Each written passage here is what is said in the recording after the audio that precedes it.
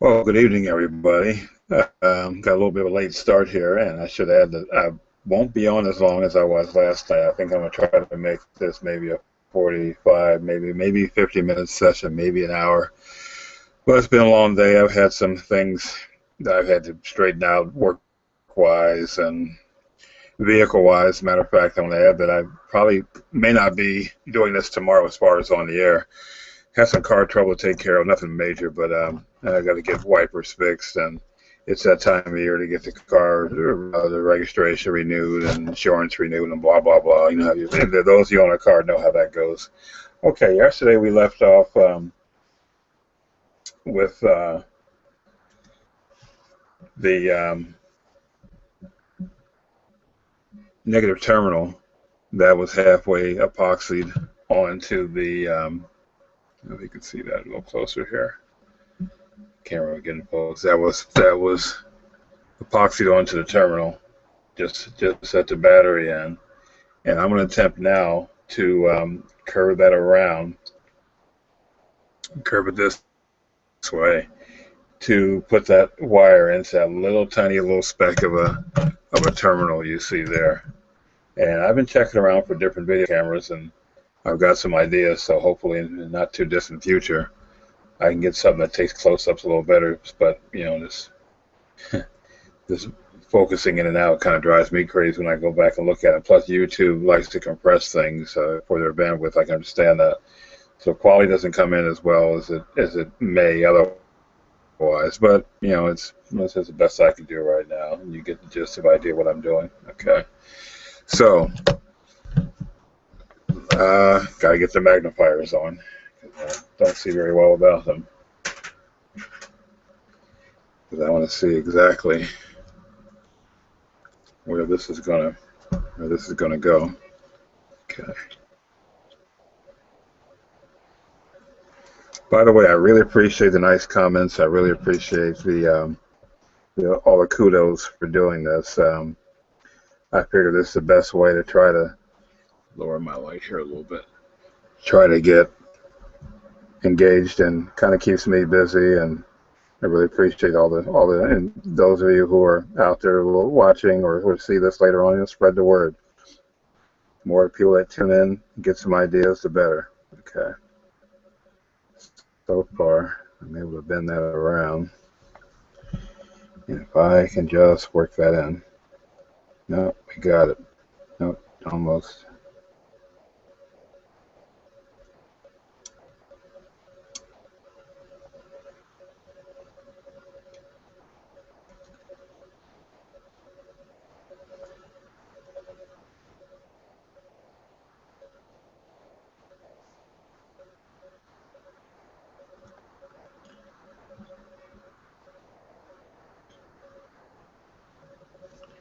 I do believe I got that in there.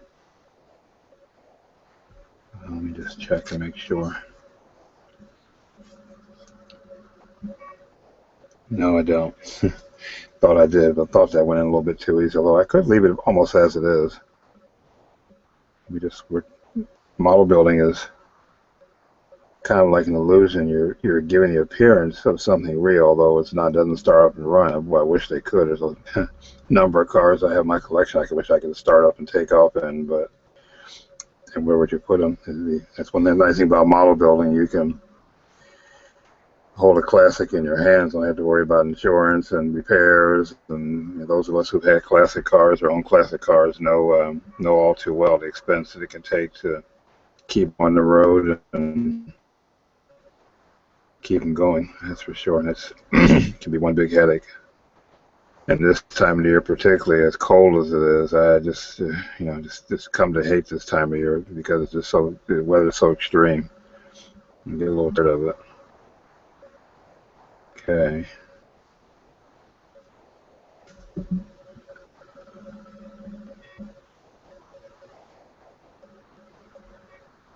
And once I get that wire in, if I can get it to relax in like a relaxed position where it doesn't spring out, I'll put my tiny bit of epoxy on. Okay, I believe I got it right there. I believe that's as far as that's going to go. So you know what? Let's see, bend that a little bit more. I'm going to break out the epoxy and try to put a tiny, tiny drop on that and let that harden up. Just let that sit and try not to bump it, because it never fails. I go work on something else, and on the engine bit I bump and it comes out of place and the epoxy hasn't quite set. But it's, don't know if you can see that. I can just,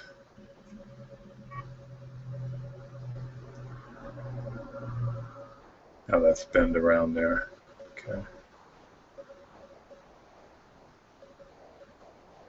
Okay.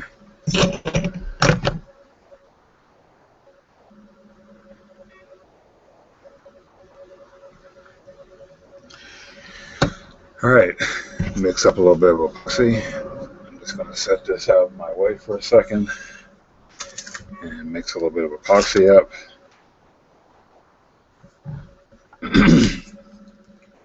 Just a little dab of the resin.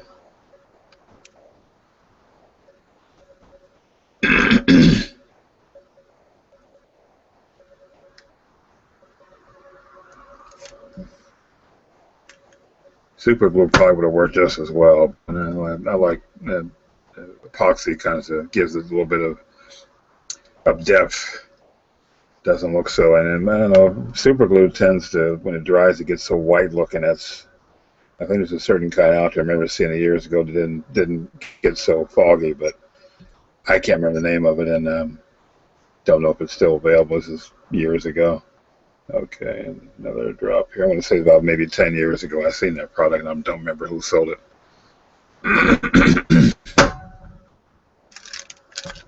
All right, mix this up here. Mix it thoroughly.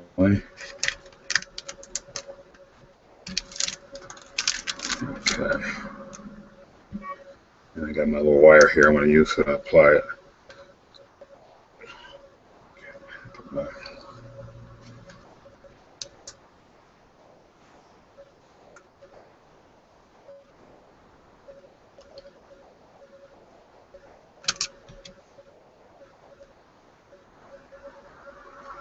Okay, it's got a little tiny ball end on this wire. Now I'm just going to touch that. Okay, that's it. Very, very tiny drop on that little area there. And I'm going to let that set and harden. And once it's fully dry, I may put a little bit of silver paint, or I may paint it black to kind of extend where the insulation didn't, where a little bit of the wire was showing it just the same. It's epoxied, and that's where it'll be, well, until I no longer have a model, which I hope is, well, a very long time from now. Okay, our coil, I don't know if you can see where that is back here. It's right in here. Turn it this way. I keep forgetting. I'm looking at my monitor. It's the reverse of what you guys see when you look at this, when this is rebroadcast, when you go to replay it or whatever. But it's right in here, and this wire is sticking up here. I'm going to see if I can kind of guesstimate how far I need to reach over and kind of hook that in. That was our coil wire that goes into the center of the distributor. So I'm figuring right about in here.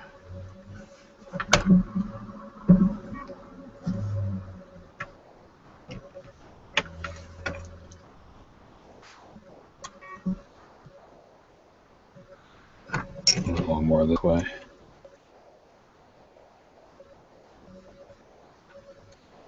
I was talking to a good friend of mine today, and we were talking about the Google Glass. And the Google Glass would be perfect for what I'm trying to show you guys here, because you would be getting a approximate view of what I'm seeing. Don't know if it has webcam capability. That's something I may check into, but I did sign up to be a beta tester, if you will, for that. I'm hearing that they don't accommodate people, so I'm not so sure once I get around, if I get around to the test part of it, will I be able to wear, because I have to wear my glasses all the time. I can't see a thing without them. As a matter of fact, truth be known, I'm considered legally blind without my glasses, and it's obviously not getting any better because now I got to wear the magnifiers to see, close up and things like that. But my vision without glasses is something like 2600, 2700, something like that. So no, I don't see well at all. Okay. Okay, I'm going to press these wires down here very carefully. I'm going to break the surrounding connections I have and see if I can bend this around.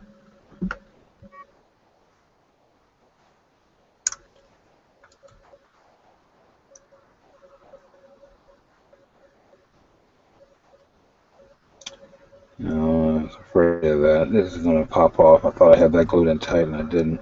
Well, I'll tell you what.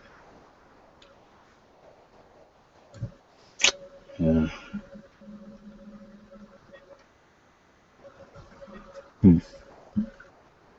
Some reason this particular part does not have a positive location, and I thought I had it set in pretty well, but I can see it moving about as I'm trying to get this wire in. So I'm just going to very carefully try to slip it in, but I'm afraid it's going to end up coming off, and I'm going to reattach it all over again. My. Yep. Okay. I'll tell you what I'm going to do. Fully take that off. And scrape some paint around there, that area. I'll just have to touch that up. This area is a body colors firewall, what the car eventually will be. We'll call Roman red. And that's the actual 59 Chevy color from back then.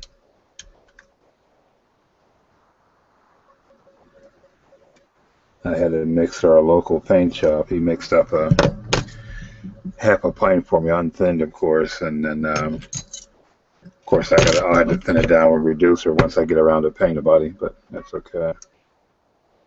Let's bend this wire a little more.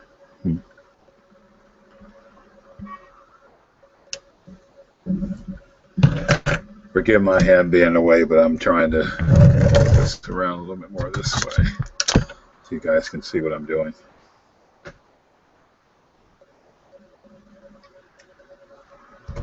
You'll see me wave my hand in front of the webcam every so often. That's to help it focus as it tries to zoom in on. And maybe it's a little close, that's why it's, yeah, there we go.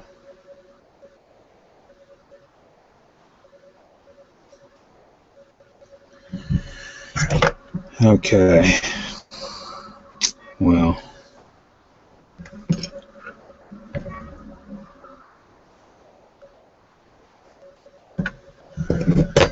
Okay. Let me do some fancy footwork here. Let me get out my super glue. Don't like using this stuff. I don't have to, but this is kind of not an emergency, but just an annoyance. I'm trying to.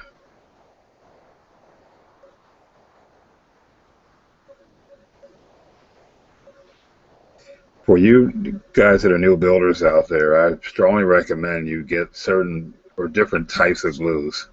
You have your liquid cement, you have your thicker, regular, what I call model tube glue.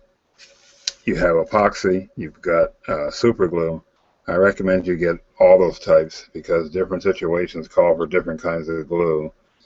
Different parts bonding would call for different kind of glues. Never, if you can avoid it, cement clear parts with styrene cement. You're better off using, well, frankly, Elmer's glue, the white glue, which dries clear. Lacking that, 5-minute epoxy, which can be taken off with some alcohol and some rubbing, car wax. I like to use McGuire's car cleaner wax for my polishing jobs and whatnot. I also very good at taking off any excess 5-minute epoxy you've got lying around. But unfortunately, A lot of us who were building models back in the 60s and 70s, and we try to buy these glue bombs, it looks like the windows are just encased in liquid cement. And man, oh man, is that a chore to get off. And frankly, I assume just break the windows and grind them out and just make new ones out of clear styrene. Or what I'm going to try with this particular car, if it's a wraparound windshield, that bubble type rear glass, plunge molding. Yeah, because it's just very frustrating to try to move this camera up a little bit higher. Oops. Hold on a second. The wrong button on the.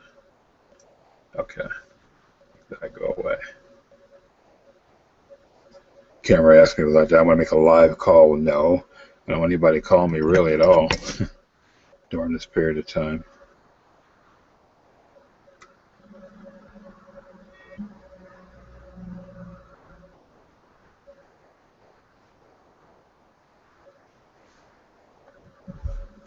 Remove this. I'm paranoid about having super glue underneath me when I'm building, because it never fails. Something drops right into super glue, or your hand falls in it or something, and makes for quite a mess. All right, I got that set in, and I'm going to take my zip kicker here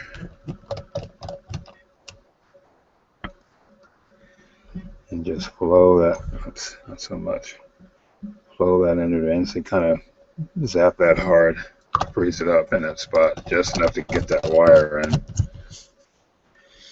And really didn't do much damage. The paint around that coil is still pretty much intact. The coil I'll touch up. That was gloss black paint. So, oh come on, camera, because I really got to get a decent webcam. And I'm just looking. This is driving me crazy, man. Yeah, I don't like to buy things off eBay as far as electronics, because you have no idea what you're going to get. I'd sooner got to see it new and before new, but if it's going to be, $300 or $400, that's a little bit out of the budget right now. Maybe something a little bit cheaper than that. All right, let's see if we can get this in.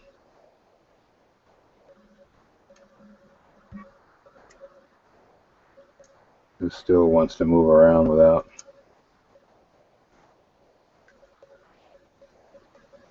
I'm going to snip a little more of this wire off. Not too much. I don't want to make it too short. I have that difficulty over there with that battery terminal. I'm going to do that again. All right, let's see. Grab that.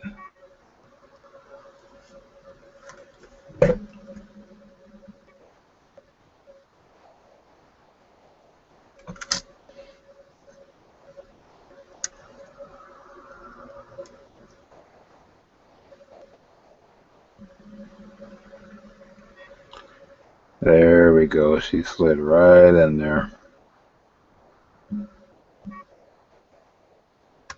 Okay, good.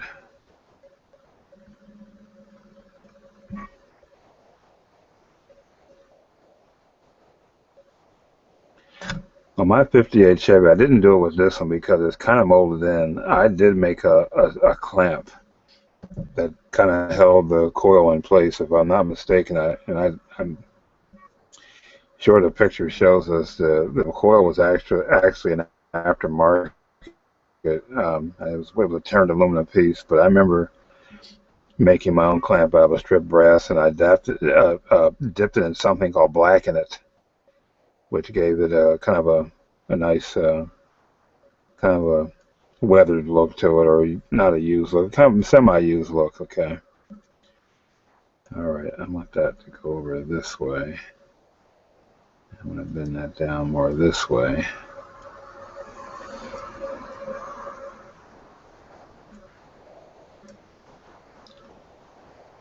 All right.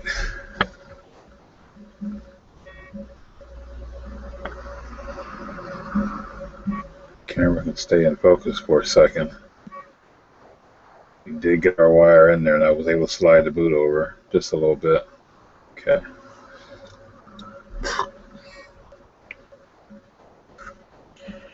And I have that wire just below the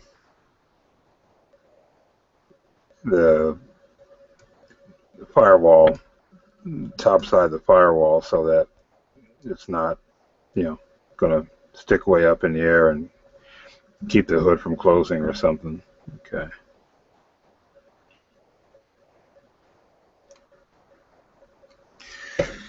And this, by the way, will be displayed with the hood off. I originally was going to go whole hog and make an actual scissor type hood hinge, which would have had, I tried this on my GTO, but it did work. I made scissor hinges for that. Those of you might remember my 64 GTO stillborn project, which had an actual folding convertible top. But on that hood, I made it so that you would slide your finger underneath the bumper, and a little latch would have raised up the entire hood.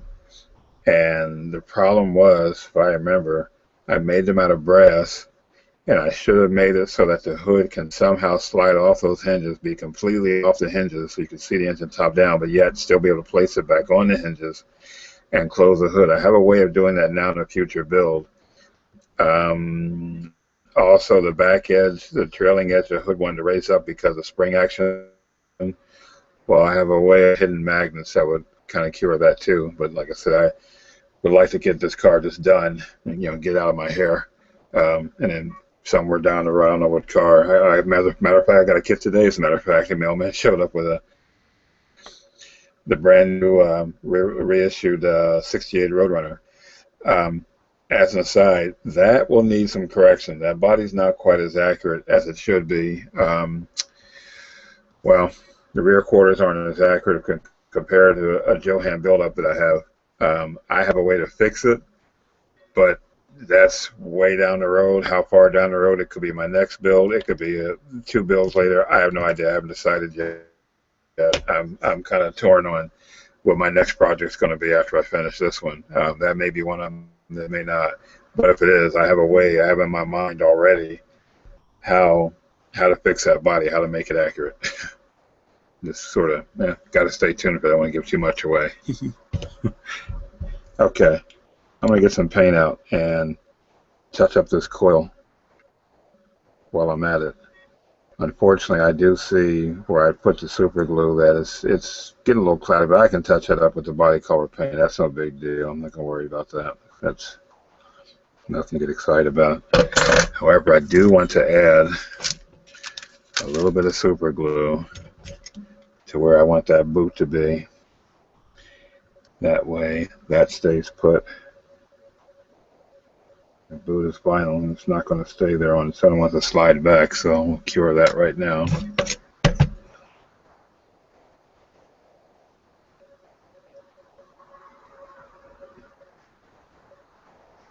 And I'll add some more of the zip kicker here. And you probably notice I'm pretty opinionated about certain kits and certain things they've done, and there's certain builds I will not do or can't do because there's just some way I just don't like. I could go through the list of kits that I've got sitting, but for one reason or another, I'm not going to build them as they are because they were not engineered properly. Some guys, don't mind that, but frankly, that's why they call me Mr. Obsessive. I'll pick out a detail that's driven me crazy for many years, and it's a kid I love to death, but this is one big turnoff that I know how to do it now, but it's kept me from building it, and that's RC2's XAMT 57 Chrysler 300C. Beautiful car, very nicely done kit.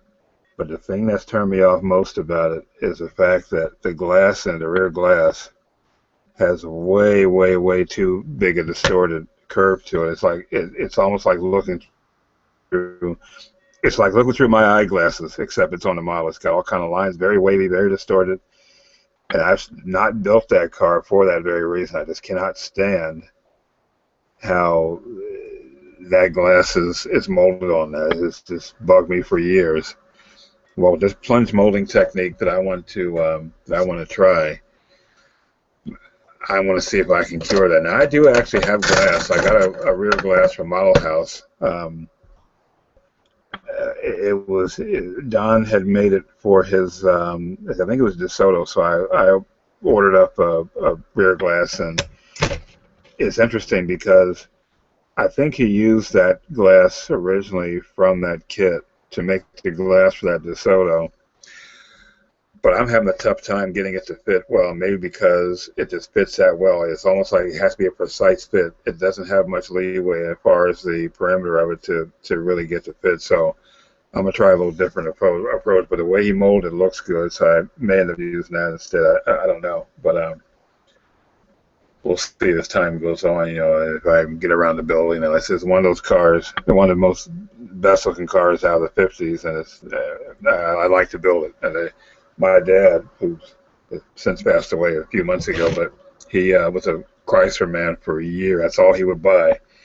Chrysler, Chrysler, Chrysler. For those of you remember the movie Christine from many years ago, he had a car like that.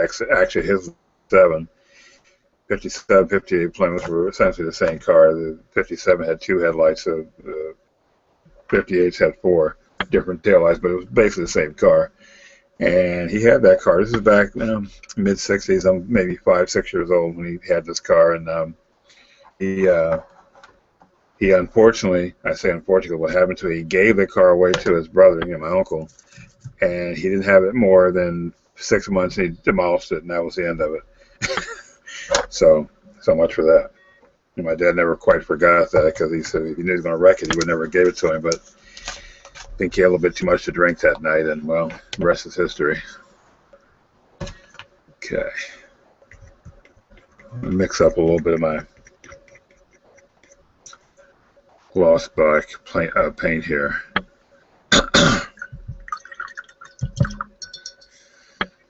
And I think I showed this before, but I've had this jar for years. This is old Pro Modeler stuff from years ago, and I still have like half a bottle, and it's still, believe it or not, it's still good stuff. I mean, I'm still using it. I thin it out every occasionally, very slightly. It's still viable, still covers. So I figure, hey. As a matter of fact, I believe I got this set of paint from my sister as a gift. She had given me those who remember the original issue of the '56 Nomad. Well, I got a bottle of paint with that. So, and when did that? I can't remember when that kit came out. Early 2000s, late 90s. Well, the jar's at least that old, believe it or not. And of course, I keep everything nice and tight as far as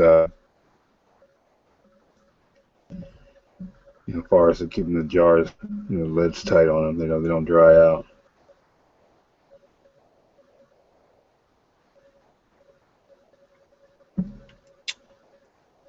Okay.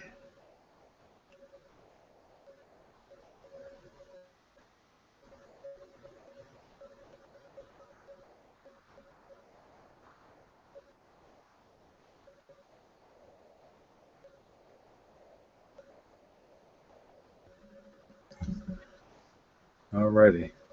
Let's touch that up here. I got a 10-aught brush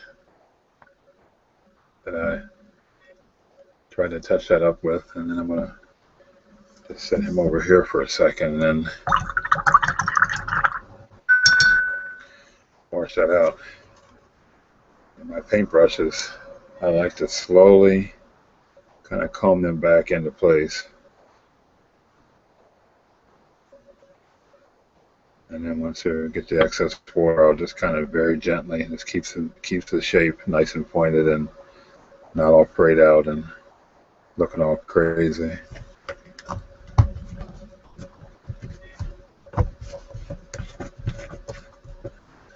Okay, I'll set that aside. I got a cover for this. We'll just carefully put that back on and set it aside. Okay, what's next? I have the washer, windshield wiper, I should say, to deal with. So let me see if I can find that. I think that's on the chrome tree. Why, I don't know, but they decided to make it chrome. Go figure. Here's the box art, by the way, of the car that I'm doing. I think that's from originally 1993. That's a very pretty car, by the way. I wonder if the one-to-one of that still exists. Of whoever did the box art, whoever owned that car. That was a familiar sight when I was a kid in the 60s seeing those. There were quite a few around. That's a very clean example. I originally actually was going to do mine with fender skirts, but since then I've decided, no fender skirts. If I ever do a convertible, yeah, got to put the fender skirts on. I think that lends itself best to the fender skirts is the convertible version of that. The antennas in the back, that's a big no. I never care for those kind of antennas on the car. I just don't like them. Some guys go crazy over them. Continental kit, absolutely not. I do not like Continental kits on any car, and that includes the original one that used that. The only car I like that on is I made a 41 Continental. That's where that comes from. But even the 56 T-Bird, that's one of my least favorite two-seat T-Birds of that era. 55 is first, 57 is second, and the 56 to me would be dead last. I just don't like that fender skirt hanging out the back. It just, to me, just throws off the car. Okay, now I need to find that washer or that windshield wiper.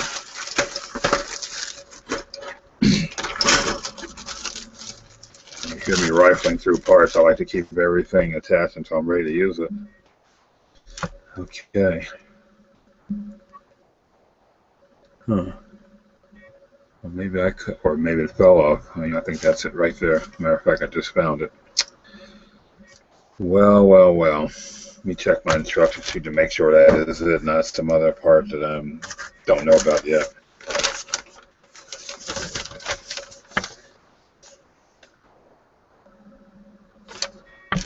Part number 53. As it says on the instruction sheet here. Yep, that's it. All right, well, let me get my nippers and cut it away.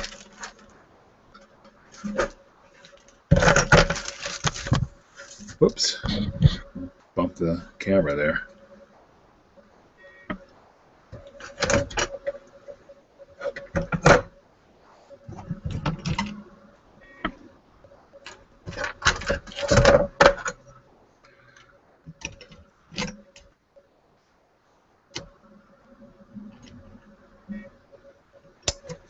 These are a great little handy item here. I think I got these off Micromark years ago. They come in real handy for cutting off your little parts off through, as opposed to using a X-Acto blade or other cutters of some sort. It gets right into puts a nice clean edge on it. You can kind of hold on to it, make sure it doesn't fly off out there into the hinterlands and never to be found again. Okay. All right. I'm not crazy about chrome parts or anything except maybe engine detailing, valve covers, but I also don't feel like waiting for an eternity to, I'm just going to set that over here for a while.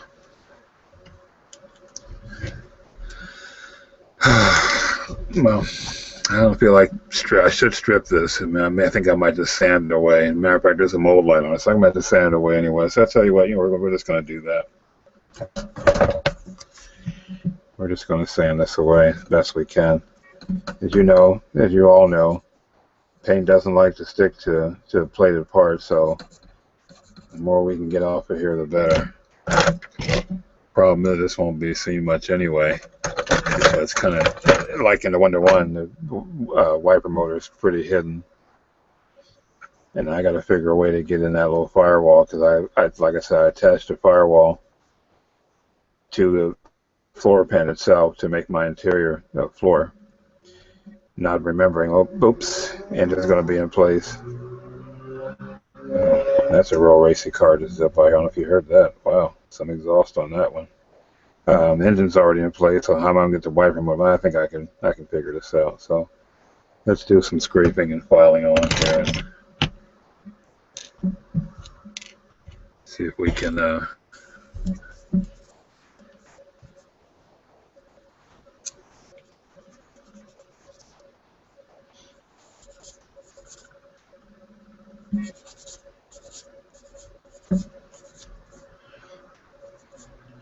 if any of you out there have any questions, feel free to ask. Either ask me on YouTube here, or as I mentioned, you can always email me at Plastic Surgeon. That's plastic with a K. Plastic Surgeon, all one word. At Plastic Surgeon at iCloud.com. Or you can contact me through YouTube, and I'll try to answer you as best and as quickly as I can. I do work during the day. I'm working 10 hours a day. Lately 10 hours, so I may not get back to you. And sometime it might be the next day or late that evening or very early in the morning before I leave work. I may try to answer you. Okay, let's file some more away here. I'm trying to get this plating off as best I can.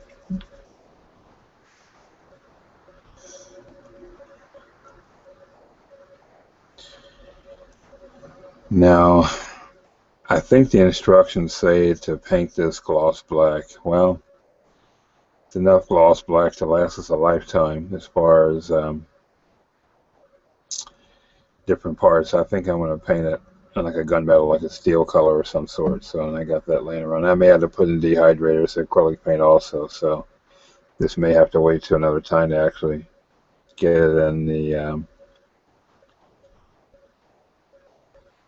get it in the firewall there. And then one last thing that's supposed to go on the firewall is a washer bottle. And I gotta look at the instructions, see. I don't remember if that's a clear part or a white plastic part. I gotta look at the instructions sheet and see where that is.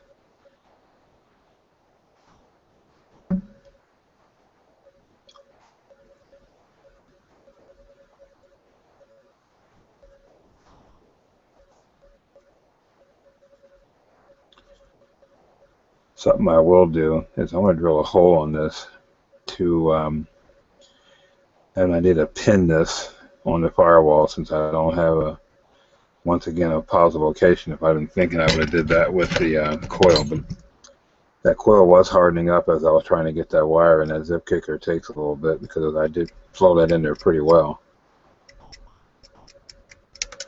Oops. I'm going to lose that. Don't need to lose that. All right. Scrape a little more off there.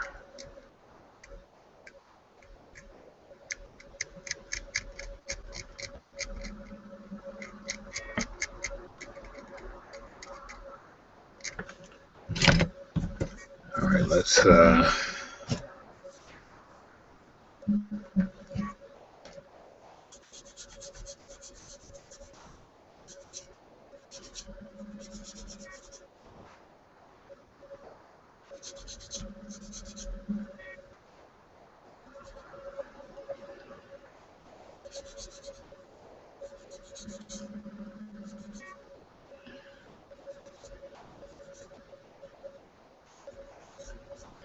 all right. I'm sighing because I'm trying to figure out how that's supposed to face. Okay, I see. For the instruction sheet, if I can see that without the light blinding you.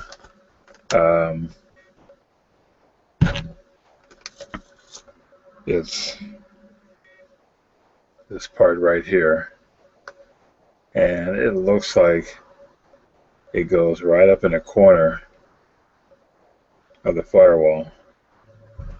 So that being the case, I'm looking at my three-dimensional piece of work here. It's going to have to go right up in the corner up here. So I think what I'm going to do, I'm going to drill something right in the back here where I want to epoxy in like a brass rod or something, and see if I can work that down through there somehow. So let's let me fish around and see what I've got here. I've got some on the table here. I've got all kind of little bits of plastic and rod and things like that. So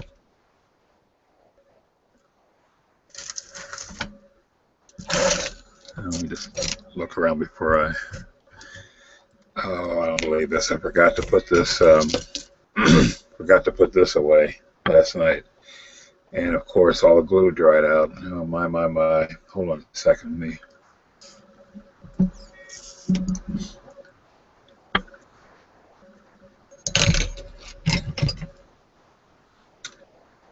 I just blew through it to make sure it blew air out the other end and put that away. I can't believe I did that. So, and I have a piece of wire to clean that out. It's like the diameter of a hair. Little piece of tiny piece of brass rod. Okay, I don't see offhand here. So let me look at my little stash here under the table. Any kind of brass rod I might have to help pin that.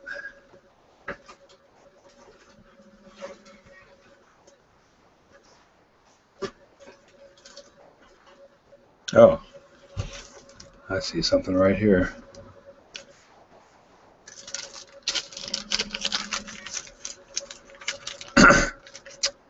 No, I don't need anything that big. A smaller rod will do.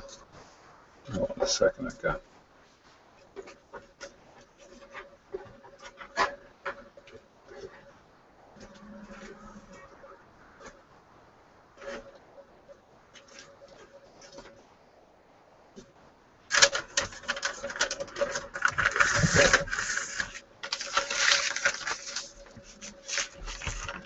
Let's see.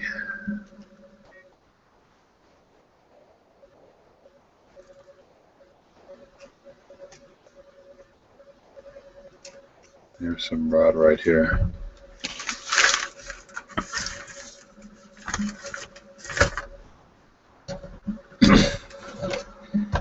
This, another little handy tool. Oh, you know, I didn't get this from Micromark. I got this from Tommy Gilbert's, as a matter of fact, train shop in Gettysburg. So I need to see approximately what size this is so I can drill the appropriate hole for it. Okay, it looks like it's telling me a number 68. So let's get that out. Let's put this one away.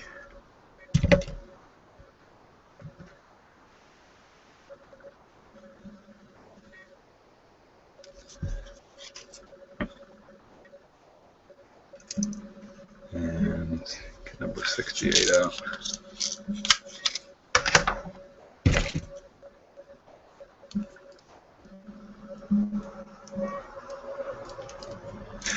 By the way, I have two pin vices here. One newer, one older. This one here is for larger drill bits above, say, a number 76 or so. This used to be a one for all from number 61 through 80. Well, over time, the ones below number 76, or I should say above, is the higher number you go, the smaller the drill bits get. It wouldn't hold it. So I bought this newer one to use specifically for number 77 up to number 80s, or 76 up to 80. That way I know it's going to stay. I mean, I can close that as tight as possible and it'll hold that. Don't use those tiny ones real often. You got to be careful. Of course, they snap like crazy if you're not careful with them. Even the larger ones can snap. So I try to make them a little shorter as I'm drilling. That way, the shorter they are, the less chance they have of breaking on you. Okay. So let's drill somewhere where it's going to have some meat here. So let's. Oops. You know what? There's already kind of a hole drilled back here. I just saw that. Nah. I'm going to make it a little deeper.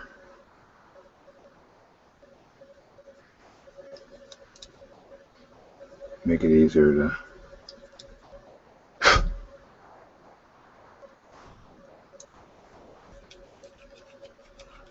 You got mail.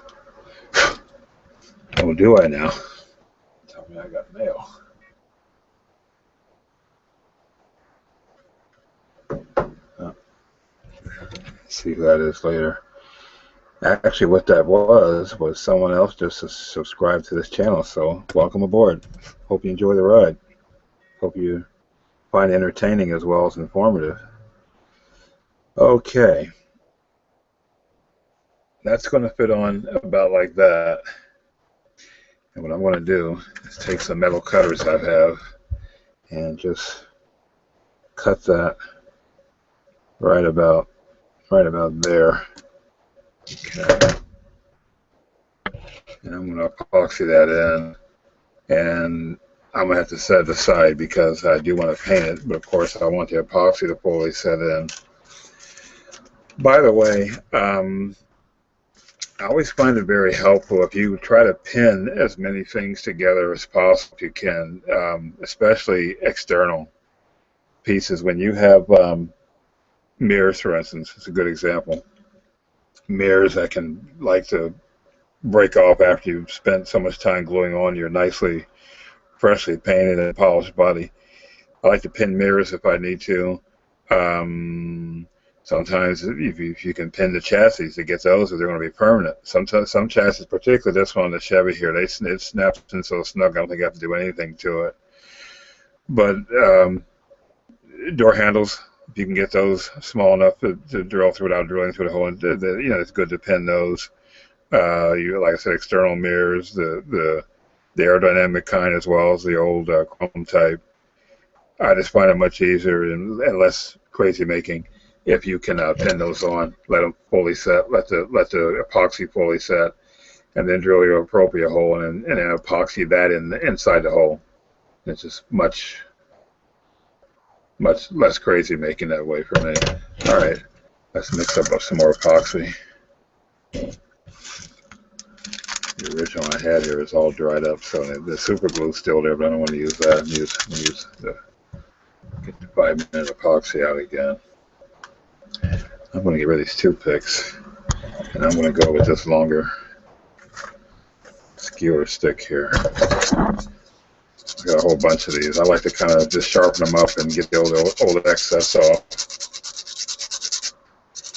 And of course, it'll get so short. I'm just use something else. Like I said, I got a whole pack of them. They'll last me, 20 years. All right.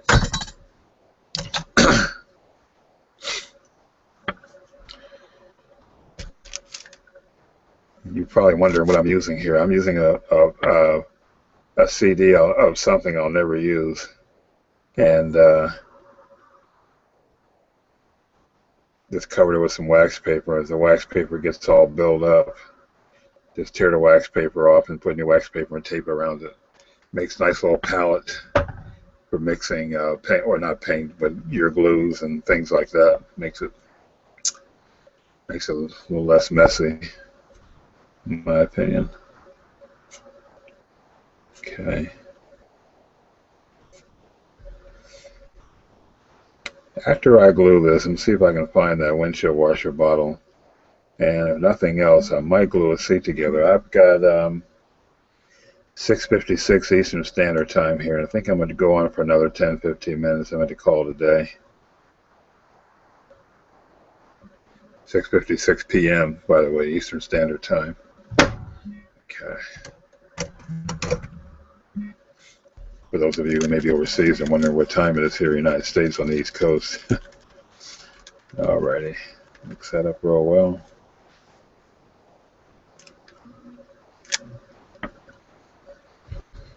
Set that aside. And let's take this here and rub that in there. Slip that down in there like so.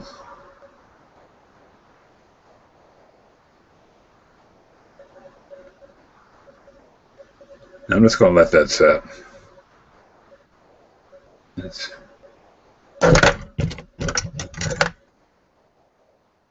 pretty much just let that set. Okay. In fact, I'll set it over here. That way it's out of my way, not to get knocked over or lost or whatever. Or a cat picks it up and decides he'll play with it and make a toy out of it. Don't have a cat. I kind of shut him out. He was getting a little fussy. There was no bit too much noise. He's not in here with me right now. He's probably parked in my bed sleeping like he usually does. And then the other one is, who knows where she is. She's off and getting in trouble somewhere.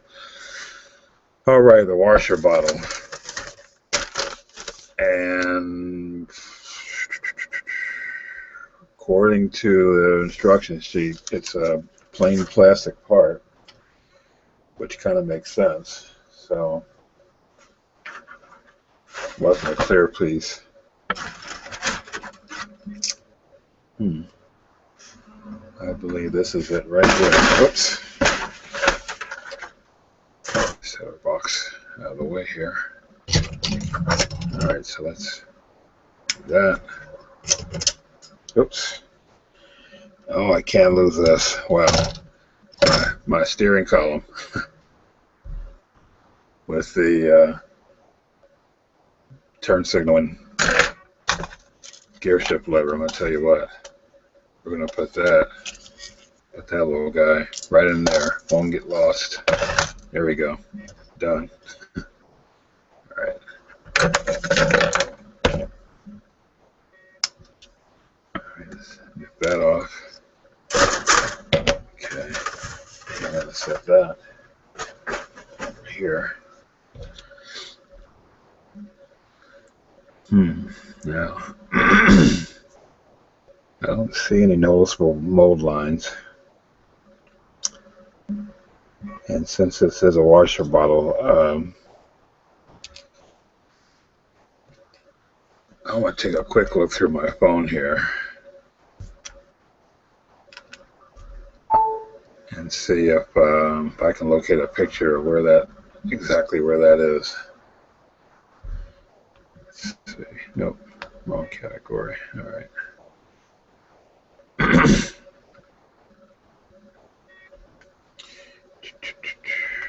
As I mentioned, phones come in real handy because I could look for this while I'm on my laptop here. I got a ton of, actually all the same pictures on my phone or on my laptop. But I don't want to lose the screen that I have that you guys are watching on right now. I don't think it'll do anything, but just as well I can find it on my phone.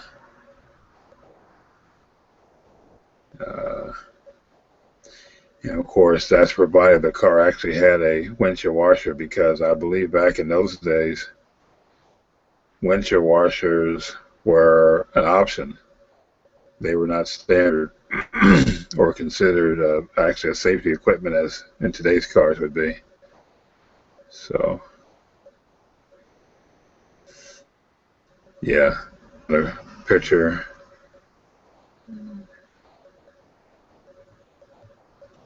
I don't know if you guys can see that. Let's turn it this way. But back in the corner, I can, right there. Tilt that a certain, keep the glare off of it. But that's, yeah, I see it there, and it looks like the top part of it's black. So you know what? That's what we're going to do. We're going to paint that black, and then let that dry, and then I'll just glue that on, and that'll be probably the last thing I'll do for tonight and call it a night. So, let me. But I can get one of the seats together because I'm going to be starting the interior in short order. So. Let me put the alligator clip on here. Better yet, let me get some of my fun tack here. Have you ever seen this stuff? This is called fun tack. Fun tack you pick up at the arts and crafts store. It's for sticking up notes and post-it notes and all kinds of stuff on your walls without peeling the paint off your walls and making a mess. But it's also nice and handy for temporarily sticking model parts onto something and painting it or whatever you need to do. So I'm going to do it like that. Stick that on like that. Here we go. Fun tack, good stuff. I had that same bit for years. You can use it over and over again. You can knead it, roll it, play around with it. You can do all sorts of things with it. Let's put our drill bit away because that'll get lost or broken or whatever.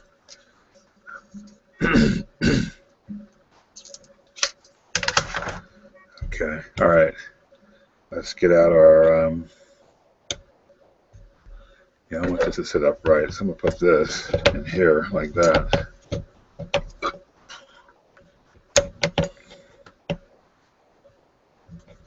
Better yet,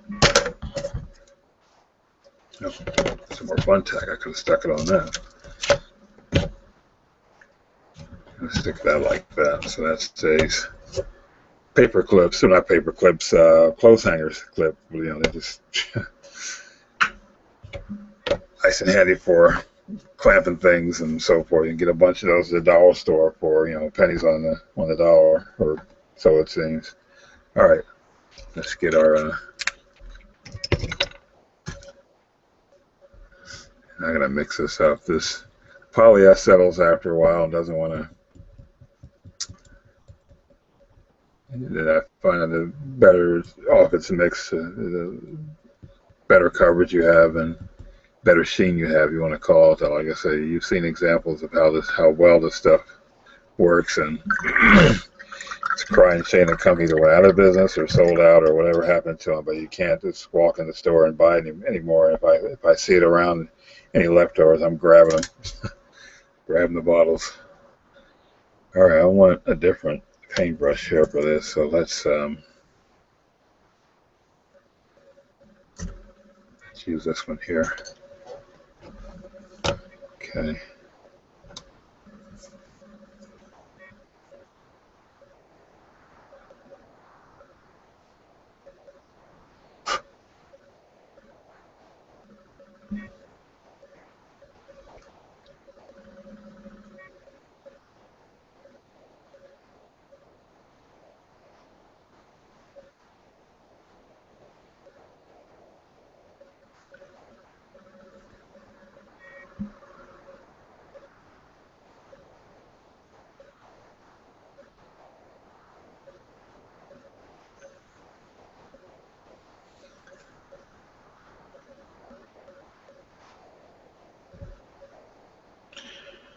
One little tip to add about paintbrushes, if you can avoid this, avoid putting your paintbrush so deep into the jar that it goes up into the brush keeper.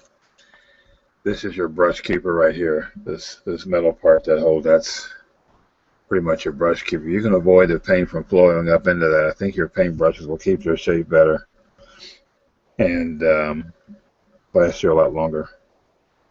Like I said, sometimes we get overzealous. We're trying to get something painted. We're frustrated because we're trying to get something done, and I find myself dipping things down a little bit too far. But if you can clean them up and keep them clean, that's another thing. Keep your brushes clean, because they're not always cheap. I mean, really good brushes can cost you, a little chunk of change. Okay.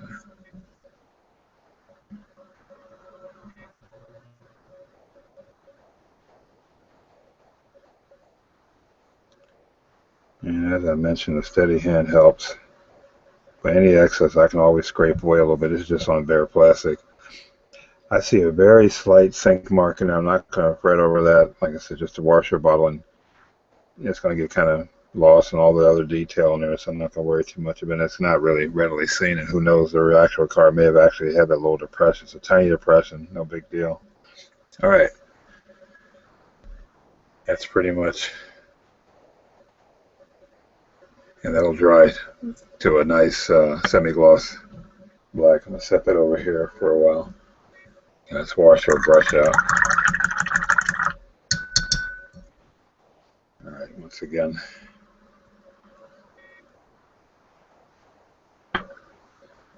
Try to get the shape back. All right, let's cover him up. Here we go. That box down here. All right. All right. As far as I can see, that and the windshield wiper motor were pretty much the last details I was going to do with as far as I can see right now. There's probably some other things that'll pop in my mind. Something I do want to do later is, I originally was going to use the hood hinges, why these big slots are here. I'm not going to use them, so what I'm going to have to do is kind of just cement some plastic behind that, but paint them body color so it doesn't look so you're not seeing right through the interior, or in this case where the dashboard would be. You know, frankly, like I said, I know why they do it, but to me that kind of gives it a toy-like look. These big slots like that, and I don't know, I don't know, just doesn't appeal to me. Like I said, if I had more time or more ambition to do it, I'd do those scissor hinges. But like I said, that's not going to be the case with this build here. I'm going to try to block that off so it doesn't look so empty. Okay. Well, I tell you what, I have one of the seats laying back here. So what I want to do, just for the time being, I'm going to mold this seat together. See if I can line up the pleats or the little design here in line.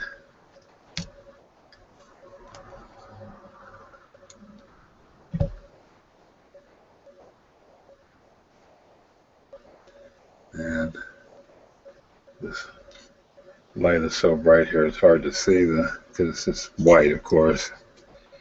I have a different type of glue here. This is Tamiya's glue, Tamiya's liquid glue. And it's good stuff. It doesn't dry as quickly as the Ambroid, but in this case here, I'm not really looking for speediness of time. But all I want to do for the time being is just get the seat together, and then I'll sort out the details as far as how it should look, where the seam should be, and you know, all that good stuff. So let's just flow some, and this has its own little applicator in it. So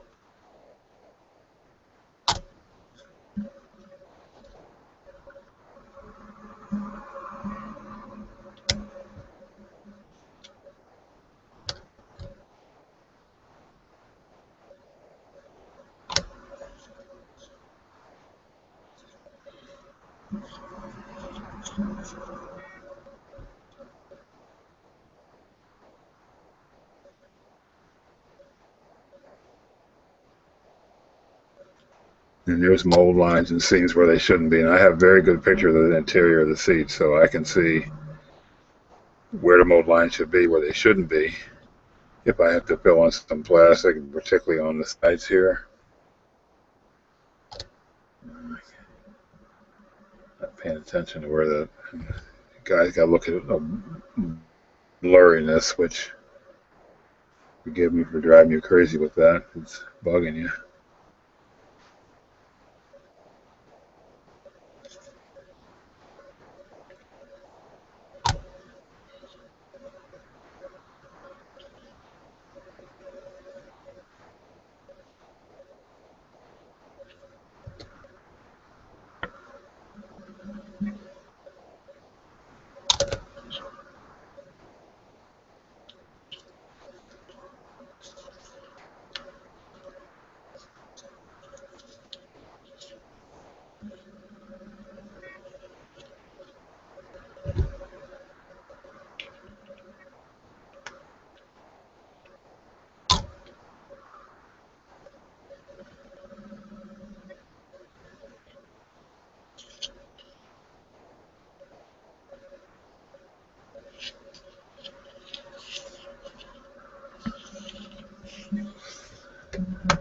Get inside here too.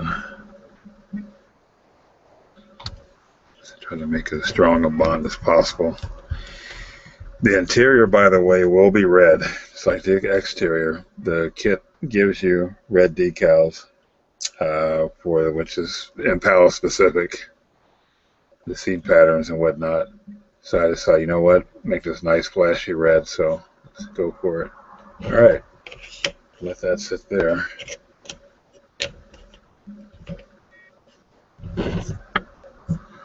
And, oops, put that back over here actually.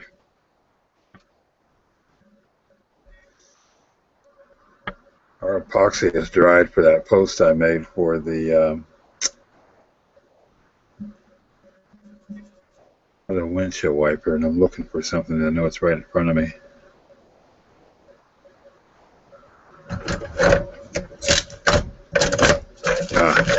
Yeah, this is my alligator clip.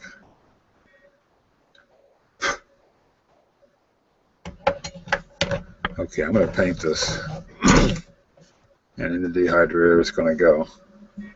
I'm looking for, I have some old Tamiya gunmetal gray, and mix that up.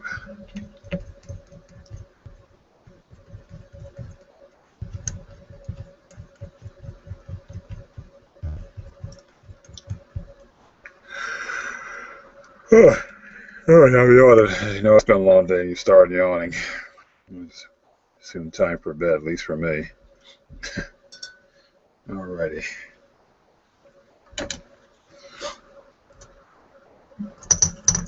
Yeah, I use a little heavier paintbrush on this one. Use this one here.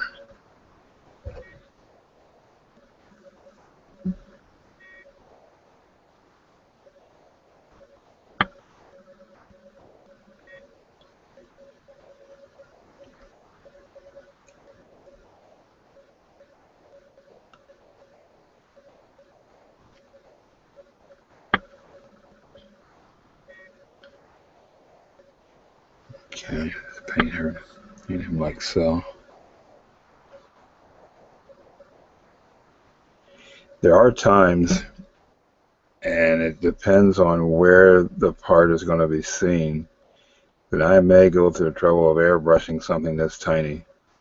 Right now I'm brush painting, and this paint covers pretty well without a lot of brush strokes, but if this were something that was going to be external on the body, for instance, or I may go through the trouble, let's go ahead and airbrush it. A little more uniform color, probably dry a little faster, but still.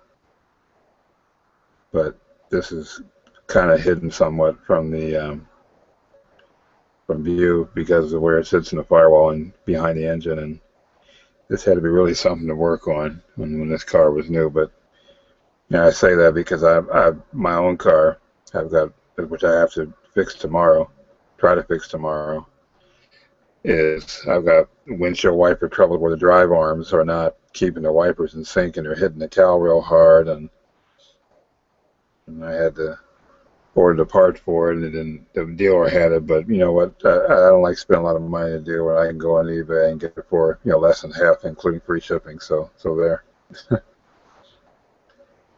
The next hurdle is getting it in. And a friend of mine, I don't have a garage in my house here. A friend of mine has a garage. He said, hey, you know, come over and use the garage. He said, great. Heat, lights. I got tools. So I may not be on the air here tomorrow because of that. Because it depends how long it takes to get that done. I'm going to be too wore out. Might do a little something, but it's not going to be worth, you know, putting on the air here. So, or if I do, it'll be a very, very short segment. You know, so.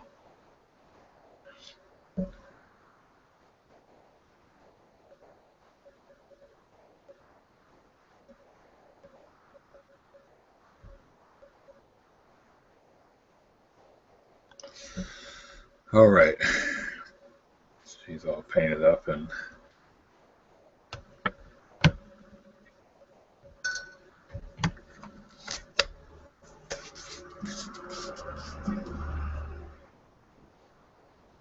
why keep going to put things back there? There's nothing back there except, well, things. All right. I'm going to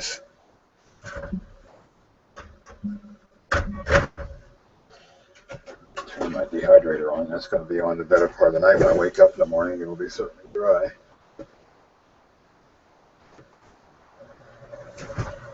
Alrighty. Well, I think that's going to end it for today.